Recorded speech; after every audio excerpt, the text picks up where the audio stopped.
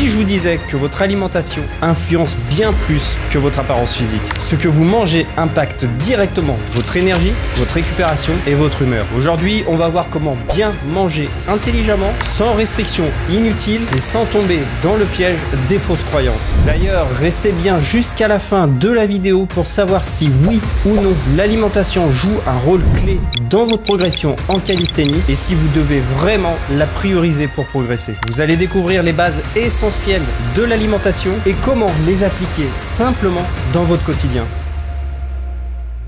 L'alimentation, ce n'est pas juste une question d'esthétique ou de contrôle de votre poids, c'est la base de votre bien-être en général. Si vous mangez n'importe quoi, ne soyez pas surpris d'avoir des baisses d'énergie, un mauvais sommeil et de vous sentir souvent fatigué. Mais alors pourquoi bien manger est essentiel? D'ailleurs, avant que la vidéo ne commence, dites-moi en commentaire si vous faites attention à ce que vous mangez ou pas. Prévention des maladies chroniques. Une bonne alimentation réduit les risques de maladies cardiovasculaires, diabète de type 2 et inflammation chronique.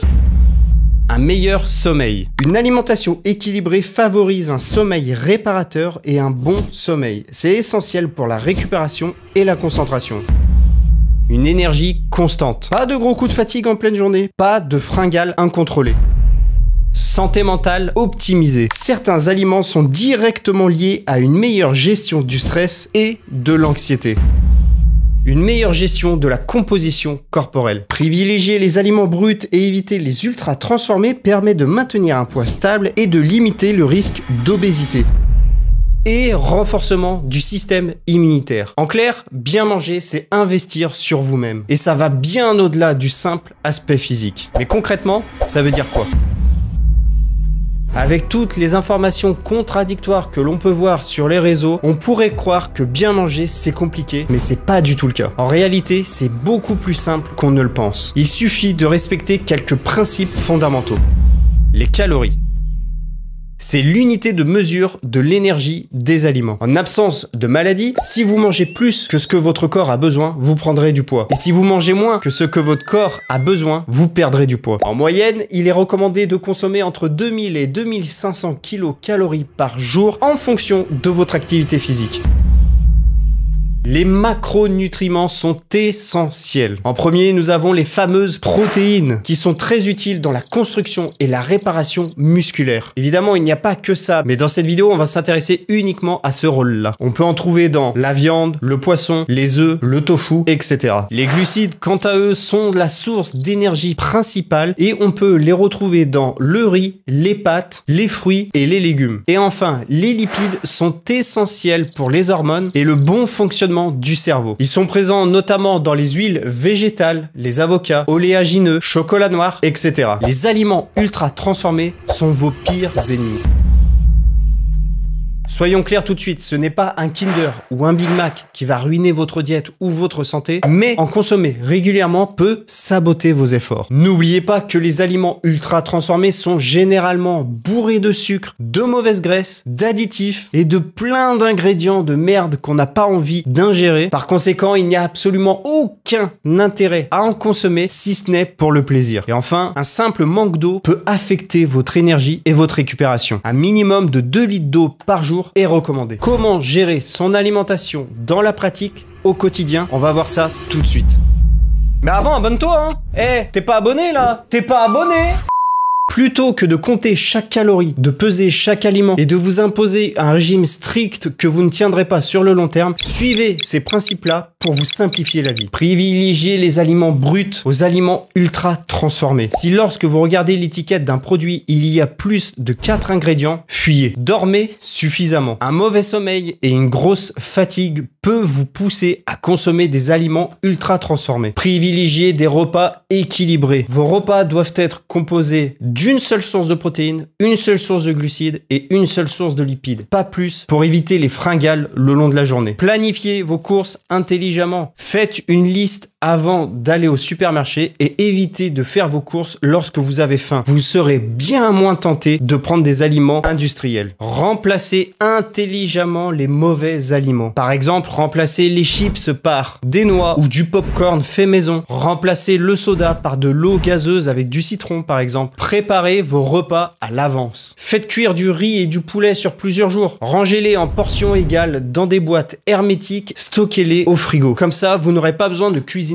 tous les jours et vous gagnerez un temps fou. Si jamais vous avez peur que vos repas périssent, n'hésitez pas à les congeler. Faites des repas simples et répétitifs. Pas besoin de cuisiner des repas compliqués tous les jours. Oubliez les recettes qui mettent 3 heures, surtout si vous n'aimez pas cuisiner. Par exemple, vous pouvez manger un repas avec 4 œufs, des légumes et un peu de fromage pour le plaisir. Vous pouvez vous faire des collations rapides à préparer comme du fromage blanc, du chocolat noir, des amandes, barres de protéines maison, yaourt nature ou fruits. Bref, c'est vous qui voyez. Utilisez la règle du 80-20. 80% d'aliments sains, 20% de plaisir. Un burger maison avec du pain complet et des légumes est bien plus sain qu'un fast-food ultra transformé. Et surtout, meilleur en goût et bien moins cher. Et enfin, pas besoin de calculer. À moins de devenir bodybuilder ou de vouloir optimiser à 100% sa santé, vous n'avez pas besoin de tout calculer au gramme près. Vous avez juste besoin de manger à votre faim en suivant les recommandations que je vous ai dit et vous serez déjà très bien. Et enfin, la question qui fâche, faut-il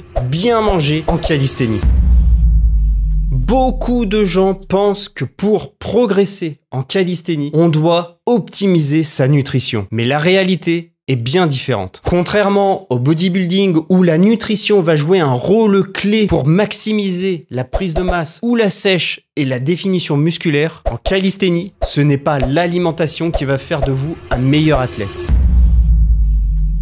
La calisthénie repose avant tout sur la force, la technique, la répétition des mouvements, l'intensité de vos séances et surtout votre mental. Vous pouvez avoir la meilleure diète du monde si vous ne vous entraînez pas intelligemment avec régularité et un mental d'acier, vous ne progresserez pas. Plein d'athlètes professionnels qui performent à l'international en sont la preuve. Donc non, la diète n'est pas importante pour la calisthénie.